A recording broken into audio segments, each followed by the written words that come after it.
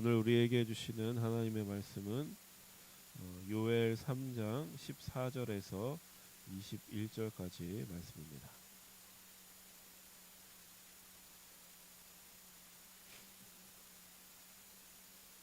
요엘 3장 14절에서 마지막 21절까지 말씀을 함께 봉독합니다.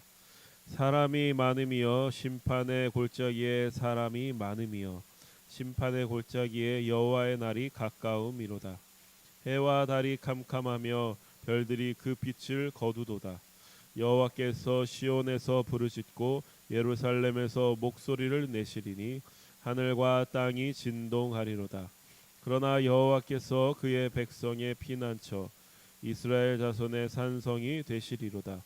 그런즉 너희가 나는 내 성산 시온의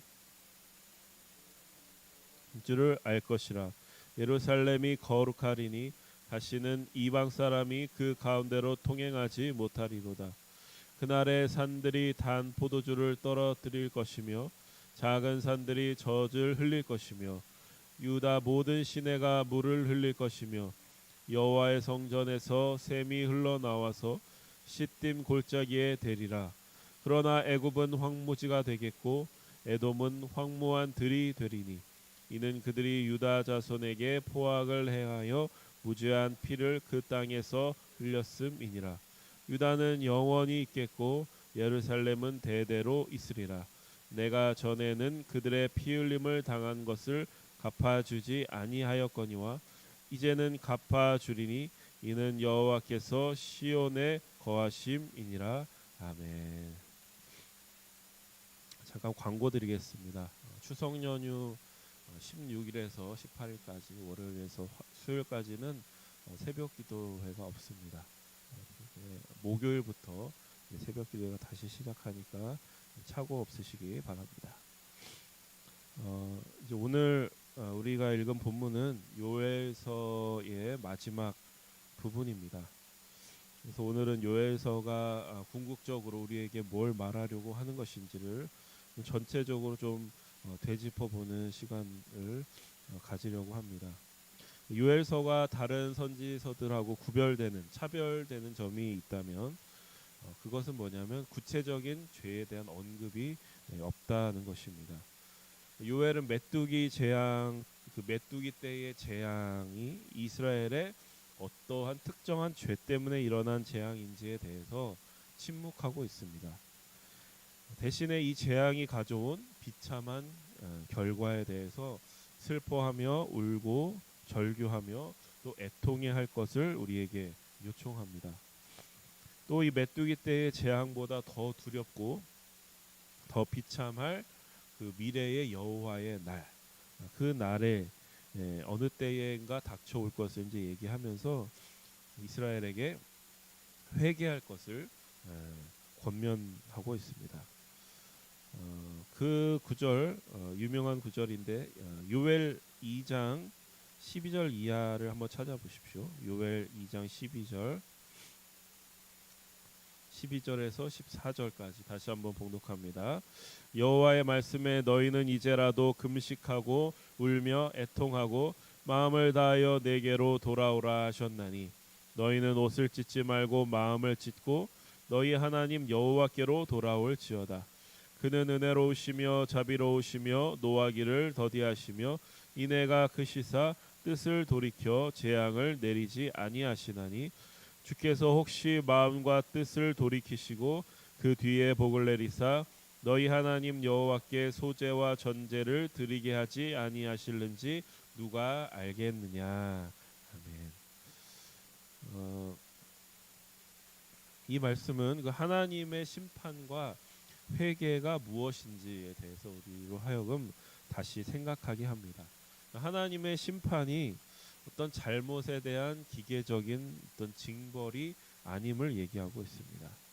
그것은 하나님의 성품 때문에 은혜로우시며 자비로우시며 노하기를 더디하시며 인애가 크신 그분의 성품 때문에 그렇습니다. 그래서 하나님은 언제든지 뜻을 돌이켜서 재앙을 내리시지 않을 수도 있는 분이시다. 이렇게 요엘은 우리에게 소개하고 있습니다. 그것은 하나님이 우리의 아버지이시기 때문에 그렇습니다. 하나님이 우리의 아버지라는 얘기는 냉혹한 재판관이 아니라 부모가 자녀를 양육하듯이 우리를 기르고 계신 분이다라는 뜻입니다. 하나님은 당연히 이제 우리에게 율법도 주시고 어떤 규칙을 세우셨습니다. 그 규칙을 우리에게 주시고 법을 주시고 했는데 법대로만 하진 않으신다는 것입니다. 그것은 법에 따라서 징벌을 내리는 것 자체가 하나님의 궁극적인 목적은 아니기 때문에 부모의 목적은 이 자녀를 인간다운 인간으로 길러내는 것, 인격적인 관계를 통하여서 길러내는 것이 목적이기 때문입니다. 그러니까 길러내기 위해서 자녀를 한 사람으로 키우기 위해서 법을 사용할 뿐입니다. 그러니까 우리가 이렇게 하나님의 심판을 이해할 수 있다면 회개에 대한 우리의 생각도 우리의 이해도 변화할 수 있습니다. 그러니까 회개라는 것은 단순히 하나님 앞에 내 죄를 자백하고 내 부끄러운 과거를 지워주십시오 하는데 목적이 있는 게 아니라, 그러니까 몇 마디 말한다고 그게 때울 수 있는 게 아니라 반드시 하나님 없는 세상에 대한 그 비참함을, 또 하나님 없이는 초라할 수밖에 없는 나 자신의 운명, 인간의 운명에 대한 경험을 통과해야 하는 것입니다. 탕자의 비유를 여러분 생각해 보시면, 탕자는 아버지를 떠난다고 했고 아버지는 그런 탕자를 이제 보내줍니다. 그러니까 아버지는 탕자에게 아버지 없는 세상을 선택한 그 스스로의 선택에 대한 결과를 경험하게 하시는 거죠. 직접 보게 하시는 겁니다. 그러니까 아버지는 탕자에게 자신의 죄에 대해서 네가 이런 선택을 했으니 그 선택에 대한 대가를 치러라, 이렇게 그 형벌을 받게 하시려는 게 아니라 네가 스스로 선택한 그것이 하나님 없는, 아버지 없는 세상이 얼마나 비정한 것인지, 아버지의 곁을 떠난 자기의 모습이 얼마나 가난하고 초라한지를 경험해 보라는 것이죠. 그리고 그 경험을 통해서 탕자는 뭘 배우냐면, 아버지가 이런 분이었구나, 아버지와 아버지의 곁에 같이 산다라는 것이 얼마나 놀라운 것인지, 세상은 줄 수 없는 그 풍요와 풍족함, 그 놀라운 삶이었다는 것을 깨닫고 아버지에게 돌아갑니다. 그러니까 이러한 과정이 바로 회개라는 것입니다. 그러니까 어떤 한마디 말로, 어떠한 이벤트 하나로 끝나는 게 아니라 우리 인생의 여러 가지 경험들을 통과하여 내 스스로 인정하게 되고 항복하게 되는 것입니다. 그러니까 탕자의 비유에서 우리가 주목해야 될 부분은 돌아온 탕자를 대하는 아버지의 모습입니다. 이제 돌아와서 면목이 없으니까 나는 이제 자식 대우를 받을 그런 자신은 없고 품꾼으로 살아가겠습니다, 종으로 살아가겠습니다라고 하는 탕자에게 아버지는 어떻게 대하시냐면 제일 좋은 옷을 입히시고 손에 가락지를 끼우고 발에 신발을 신기고 살찐 송아지를 잡고 풍악을 울려서 잔치를 베푸십니다. 이것은 뭐냐 하면 아버지를 떠나서 살았던 그 수치스럽고 비참하게 살았던 그 자녀의 명예를, 자녀로서의 명예를 회복시켜 주시는 것입니다. 그러니까 이런 감동적인 장면이 바로 이 요엘서 3장에 나오는 내용과 동일한 것입니다. 여러분 18절, 오늘 본문 18절에서 21절 다시 한번 봉독합니다. 시작. 그날의 산들이 단 포도주를 떨어뜨릴 것이며 작은 산들이 젖을 흘릴 것이며 유다 모든 시내가 물을 흘릴 것이며 여호와의 성전에서 샘이 흘러나와서 시딤 골짜기에 대리라. 그러나 애굽은 황무지가 되겠고 에돔은 황무한 들이 되리니 이는 그들이 유다 자손에게 포악을 행하여 무죄한 피를 그 땅에서 흘렀음이니라. 유다는 영원히 있겠고 예루살렘은 대대로 있으리라. 내가 전에는 그들의 피 흘림을 당한 것을 갚아주지 아니하였거니와 이제는 갚아주리니 이는 여호와께서 시온에 거하심이라.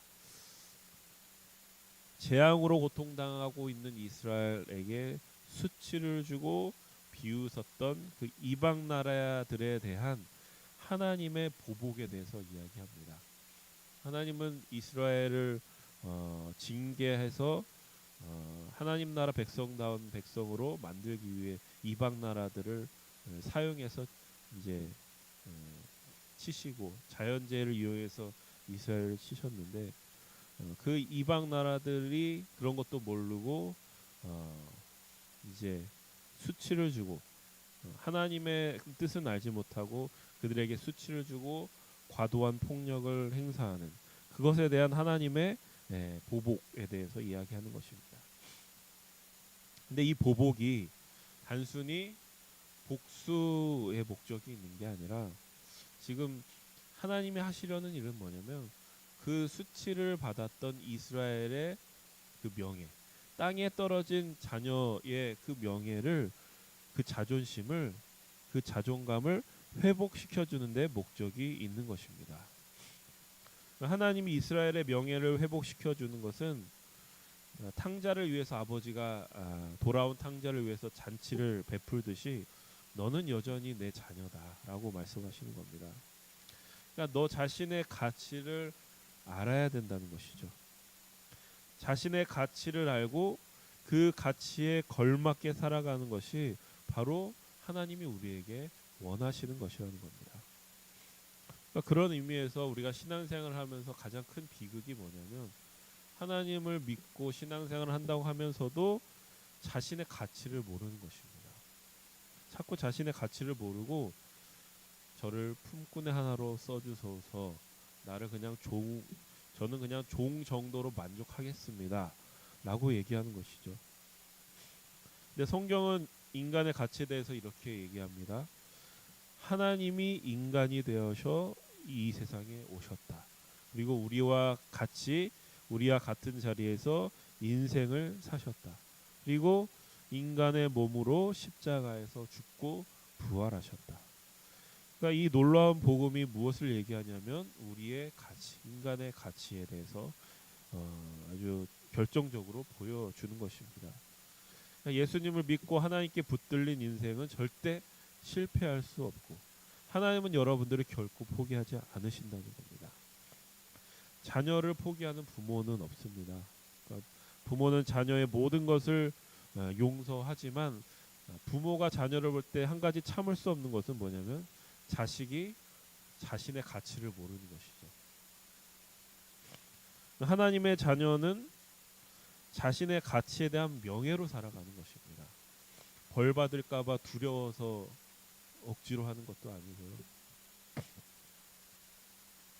내가 어떤 존재인지를 알고 내 가치에 대한 명예로서 우리가 신앙생활을 하는 것입니다. 그러니까 내가 자녀답게 살지 못한다고 하나님이 여러분들을 버리거나 망하게 하지 않는다는 것입니다. 포기하지 않는다는 것이죠. 그럼 우리가 어떤 생각을 하냐면 그렇게 맨날 용서해 주면은 맘대로 살아도 됩니까? 어차피 용서해 주니까 멋대로 살아도 됩니까? 근데 이렇게 생각하는 것은 굉장히 부끄러운 것이죠. 수치스러운 것이죠. 그러니까 명예를 모르는 것입니다. 그러니까 하나님은 계속해서 뭘 얘기하시냐면 너의 가치가 어떤 것인지 알고 그 가치에 걸맞는 명예로운 삶을 살 것을 우리에게 요청하는 것입니다. 그러니까 요엘의 말씀을 통해서 여러분의 그 부르심, 하나님의 자녀로 여러분들을 부르신 그 부르심이 얼마나 놀랍고 가치 있는 것인지를 깨닫는 은혜가 있기를 축복합니다. 지금 내 삶이, 내 현실이 세상의 조롱과 수치 가운데 있을지라도 여러분들을 끝까지 붙들고 계시는 그 하나님 아버지, 자신의 가치를 깨닫기를, 그리고 그 가치에 걸맞는 명예로운 삶을 살기를 바라보시고 기대하시는 그 하나님 아버지를 바라보시며 오늘 하루도 승리하시는 여러분들이 되시기를 축복합니다. 기도하겠습니다.